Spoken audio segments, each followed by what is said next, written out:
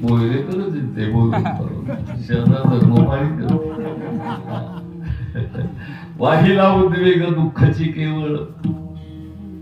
दुःख म्हणजे काय? जे नैराश्य आहे, उद्वेग आहे. आपणच केलेल्या कर्माचा ज्यावेळी आपल्याला पश्चाताप होतो त्याचं नाव उद्वेग. कर्म गेला होता त्यांनी माया ती पाहिली पोळ्याची मुलगी, ती पूर्वीचीच व्यासांची आई अर्थात पराशरांची पत्नी, पण आता सत्यवती म्हणून ज्यावेळी पाहिली सोयरीक जमेना. कारण बापाचं हृदय कन्येविषयी फार सजग सावधान असतं. बाप दोनदा रडतो जीवनात, एकदा मुलीला परक्याच्या हाती सोपवताना. म्हणून जावई आणि मुलीला कधीच पाया पडून द्यायचं नसतं. दुसरा आपला जो भाचा असतो त्याला कधी आपल्या पाया पडू द्यायचं नाही.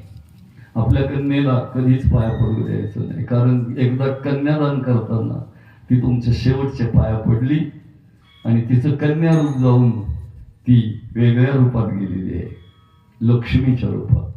शबरी सुद्धा लक्ष्मीच होती. 10,000 वर्षांची प्रतीक्षा आहे, 10,000 वर्ष. सगळ्यांनी विचारलं, रामा उद्या राज्याभिषेक राजा हो अयोध्येचा. राम म्हणजे मी राजा व्हायला आलोच नाही. माझ्या जीवनाचा हेतू तुमच्या जीवनात